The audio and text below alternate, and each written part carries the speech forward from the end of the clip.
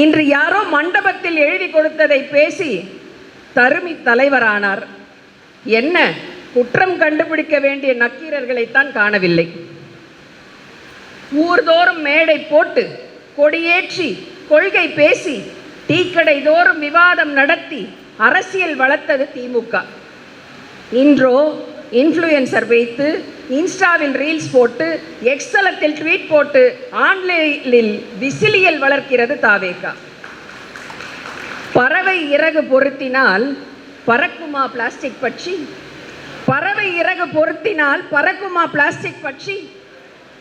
இது செத்து கரை ஒதுங்கிய சுறா, உயர பறக்காத குருவி, குறைக்க மட்டுமே தெரிந்த பைரவா, கொடநாட்டில் கால் கடுக்க கை கட்டி நின்ற தலைவா. இன்று உனக்கு வந்ததே இப்படி ஒரு வாழ்வா? அவருக்கு மக்களை நேரில் சந்திக்க அச்சம், அக்ரோபோபியா. அதனால் உருவானதுதான் ரூட் மாஃபியா. கொசு குட்டையில் முட்டையிடுவது போல நாளும் பல நூறு அவதூறு. கொசு குட்டையில் முட்டையிடுவது போல நாளும் பல நூறு அவதூறு. நச்சு புகை போல் பரவியது அழுக்காறு. மூளை சலவையில் அழுக்கானது ஜென்சி இதயம். மூளை சலவையில் அழுக்கானது ஜென்சி இதயம். ஆனால் சோசியல் மீடியாவில் ஜோம்பிகளின் உதயம்.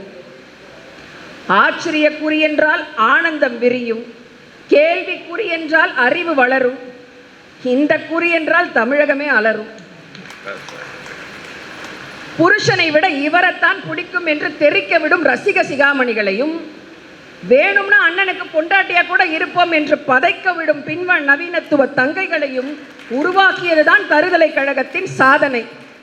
தமிழ்நாட்டின் தலையிலா வந்து விடிய வேண்டும் இந்த சோதனை. வாயே திறப்பதில்லை அதிகாரிகள் ஆலோசனை கூட்டத்தில். மீடியாவை கண்டால் மோடியை மிஞ்சுவார் தலை தெருக்க ஓடும் ஓட்டத்தில்.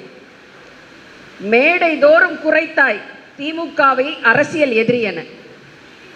இன்று கழகம்தான் உன் மைனாரிட்டி அரசுக்கு தோழமை கட்சிகளை விட்டுக் கொடுத்தது, மெஜாரிட்டிக்கு முட்டுக் கொடுத்தது, ஆண்டுப்பார் 6 மாதம் என பிச்சையிட்டது, தான் தோன்றித்தனத்தை தமிழகத்துக்கு தெரியும் என விட்டு வைத்தது.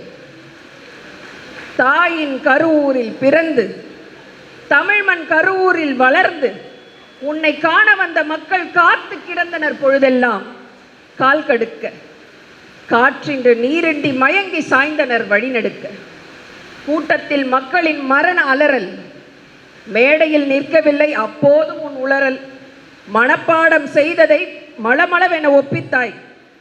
மரணதேவன் கையில் 41 உயிர்களை ஒப்பித்தாய்.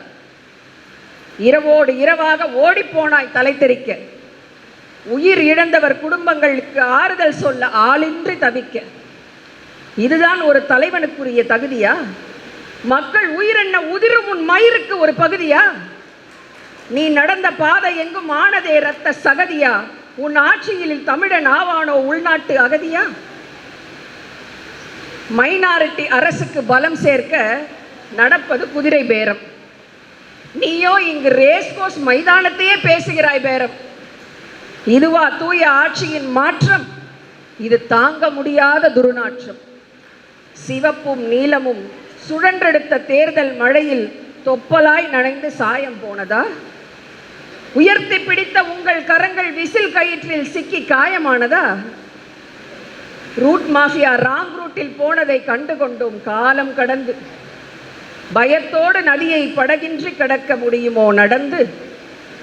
விடலைகள் சிக்கின வெர்ச்சுவல் வாரியர்ஸ் விரித்த வலையில் ஒற்றை வீணையின் நாதம் மேலெழுமோ 1000 விசிலொழியில்.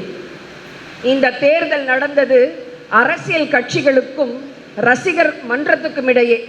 அதனால்தான் முடிவில் நமக்கு கிடைத்தது குழப்பமான விடையே. நாம் அறிவோம் 1 மாதத்தில் தமிழ்நாடு படும் பாடு. கொள்கை கோட்பாடு இல்லாத கையில் சிக்கி தவிக்கிறது தமிழ்நாடு. நாம் தேர்தல் களத்தில் இமாலய வெற்றியையும் கண்டோம், 2 இடம் என்கின்ற வீழ்ச்சியையும் கடந்தோம். பேச்சாலும் செயலாலும் நம் கலைஞர் வல்லினம். தளபதியோ யார் மனதையும் புண்படுத்தாத மெல்லினம். ஒருபோதும் இங்கு வளர விடமாட்டார் காவி செங்கி எனும் கலப்பினம்.